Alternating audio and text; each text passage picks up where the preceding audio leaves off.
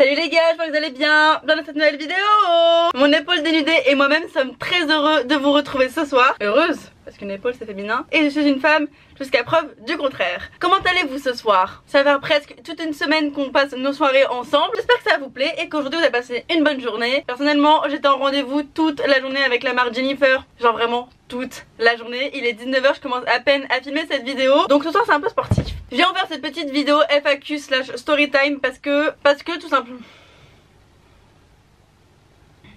Donc hi, enchantée, Léna, ravie de vous rencontrer. Si vous voulez en apprendre un peu sur moi, c'est ce soir. Et bah, oh waouh. Vous me demandez que du thé genre. Question numéro 1.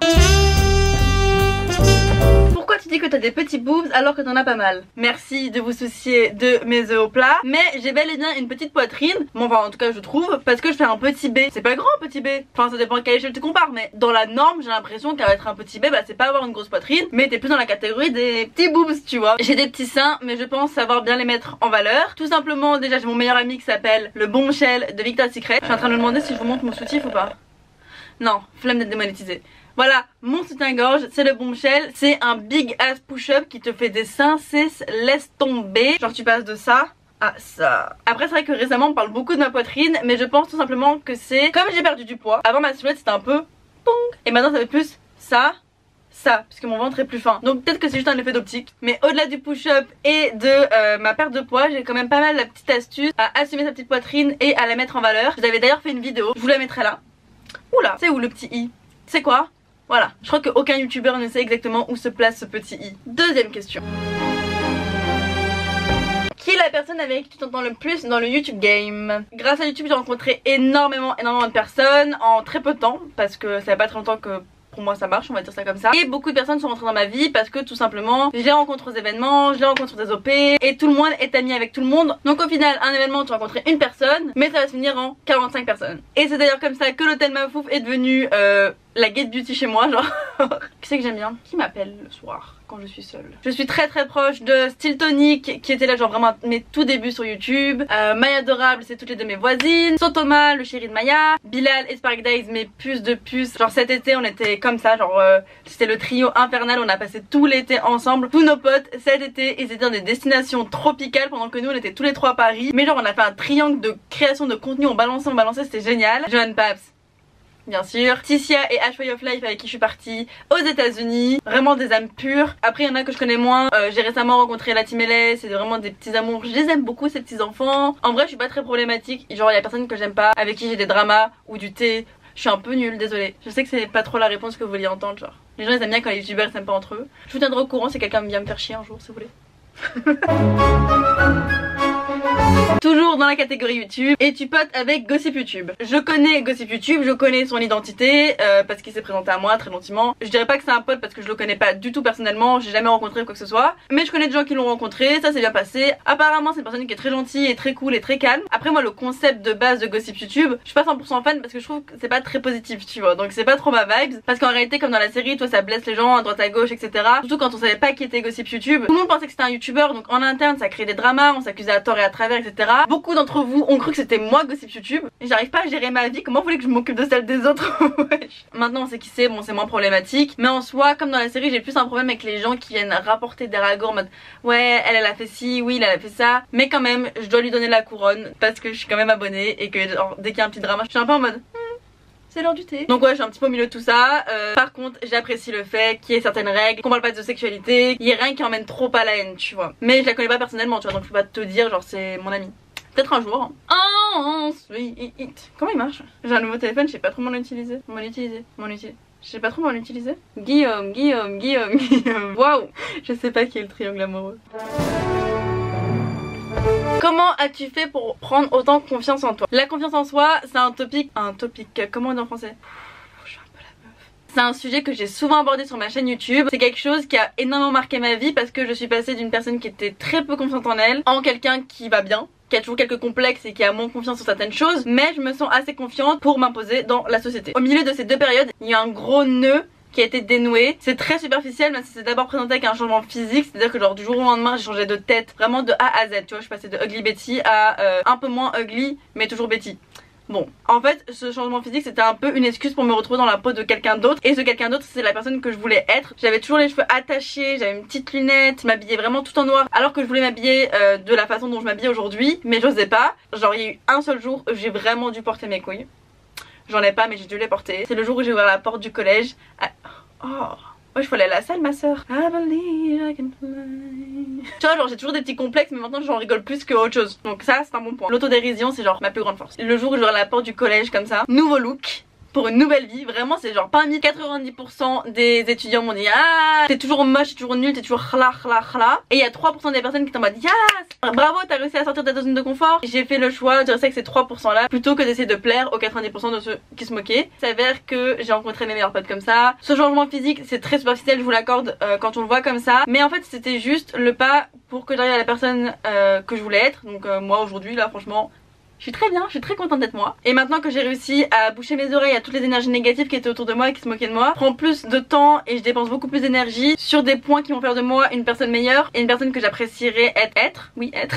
C'est de là que vient mon ambition, mon envie de travailler, d'être une personne meilleure, juste pour être fière de moi. Et quand t'es fière de la personne que t'es, c'est beaucoup plus simple d'être confiante, genre de parler aux gens et tout simplement de t'imposer partout où tu vas, tu vois. Elle était bien cette question. Donc si vous n'avez pas confiance en vous, dites-vous que moi j'étais la personne la moins confiante, sa mère de ouf. Et maintenant watch me arriver comme ça.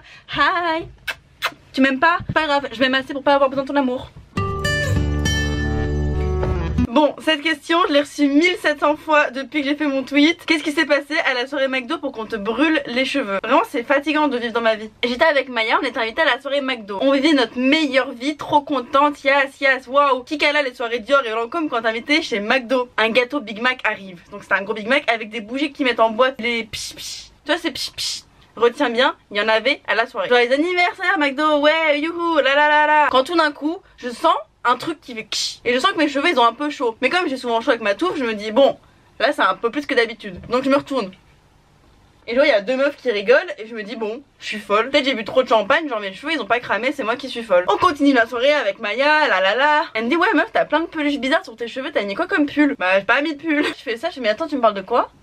Et je vois j'ai pas une mèche de cheveux qui tombe. T'es pas folle. Quelqu'un m'a bel et bien brûlé les cheveux. Donc là on fait un petit tour de salle juste pour essayer de voir qui m'a brûlé les cheveux. Mais je m'en rappelais plus. Du coup je me dis bon vas-y laisse tomber. On va dans la piscine à boules et on s'en fout. Je rentre chez moi et là j'ai une abonnée qui m'envoie cette story Instagram. Et on peut voir mes cheveux qui prennent fucking feu.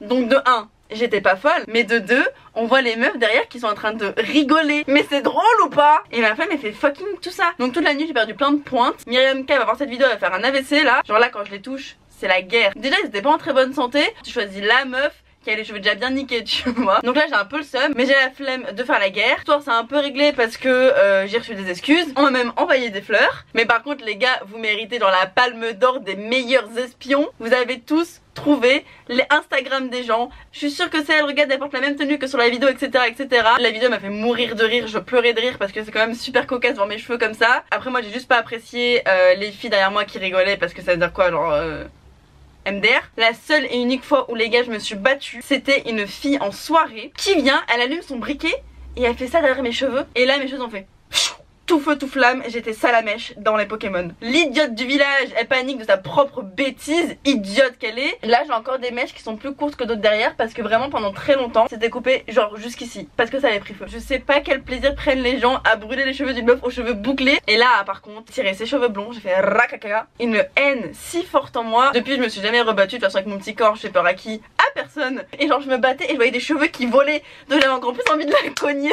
On a été séparés. Genre tu sais quand tu bloques quelqu'un sur Instagram, elle je l'ai fait dans ma vraie vie. Je l'ai pas fait la guerre, j'ai pas cherché à me venger quoi que ce soit. Parce que le karma s'occupera de ces personnes de toute façon. Donc à mes futurs enfants qui regarderont peut-être cette vidéo sur leur iPhone 47, ne brûlez pas les cheveux de quiconque. Et c'est pour ça que quand je me suis fait brûler les cheveux à la soirée, je me suis dit bah c'est pas possible. Ça va pas m'arriver 2 fois dans ma vie quand même. La soirée McDo c'était certainement un accident. En tout cas toute l'équipe a été très gentille avec moi après. So I'm not mad. Un défaut que tu ne peux pas accepter chez les autres. Je ne supporte pas les gens qui mangent fort. Johan Paps c'est le spécialiste pour ça. Il me dit qu'il savoure plus sa nourriture s'il la mâche fort. On avait filmé un mukbang ensemble et c'était tellement pour moi un supplice de faire le montage que je n'ai jamais posté la vidéo. J'ai abandonné parce que je peux pas. Sinon un autre défaut, je supporte pas les gens qui sont pas humbles. Tu peux être fier de ta réussite, tu peux être fier de ton succès, tu peux être fier de ton argent, mais il y a des façons de le faire et les personnes les plus belles pour moi c'est les plus humbles. Pourquoi tu ne parles plus aux filles avec qui tu étais à New York? Je comptais pas trop en parler, mais il y a une des filles sur Instagram qui en a parlé. Ma foi, c'est-à-dire que c'est pas forcément un secret. Je ne parle plus à 2 des filles avec qui je suis partie en colocation à New York pendant 6 mois pour la simple et bonne raison que nos modes de vie ne matchaient pas. Et je pense que tu connais vraiment quelqu'un uniquement quand tu vis avec lui et tout simplement on s'est rendu compte qu'on n'était pas faites pour être potes. On avait plein d'atomes crochus au début et avec l'évolution de la colocation, ces atomes crochus se sont totalement décrochus. Ça ne veut absolument rien dire, mais c'est comme ça que je le ressentais. Personne n'a fait de mauvais coup à personne. Faisez votre vie et moi je fais la mienne. Je suis toujours très proche avec une des filles de New York. Donc voilà, c'était juste la colocation qui a fait que on se parle plus, c'est tout. Mais franchement, d'être un peu des espions parce qu'à partir du moment où on s'est unfollow sur Instagram, ça me parlait que toi dans mes DM. J'essayais d'esquiver comme ça. As-tu besoin d'une assistante? Oui, j'ai besoin d'une assistante ainsi qu'une assistante pour mon assistante. Je rigole, mais je cherche réellement une assistante. Je me cherche d'abord un appartement pour travailler. C'est très difficile parce que avec le dossier que j'ai pas de garant et je suis youtubeuse donc j'ai pas de revenus fixes. Mon dossier n'est pris par personne pour m'aider à tout gérer, tout simplement parce que j'ai pris la décision de ne pas rentrer en agence. Je ne veux pas être représentée par une agence quiconque, tout simplement parce que j'ai mis 30 000 € dans des études de commerce et c'est pas pour ne pas réussir à me vendre à la fin. Et je pense qu'on n'est jamais mieux servi que par soi-même et j'en suis pas encore au niveau, totalement débordée par toutes les OP, par tous les rendez-vous, par tous les voyages, etc. Donc pour l'instant j'arrive à gérer, je vais essayer de gérer jusqu'au maximum, mais selon moi le meilleur business plan c'est d'avoir des gens qui travaillent avec toi, pour toi et qui n'ont pas la tête ailleurs sur 36 000 influenceurs. Voilà, c'était tout pour cette FAQ et cette 6e vidéo du calendrier de l'Avent. J'espère que ça vous a plu, que vous en avez appris un petit peu plus sur moi. Si vous avez d'autres questions, dites-moi en commentaire et j'y répondrai, sauf si ça parle de mon couple. Donc voilà, je vous dis ce que je porte et je me casse. Mon pull vient de chez Not Your Girl Shop et mon pantalon c'est un boyfriend Levi's que j'ai chopé en fripe et je l'ai payé 18 $. Yes la team crevard. Allez, à demain, ciao. N'oubliez pas d'aller sur le blog. Speak with clarity. There's too much noise around us. Or maybe it's just me.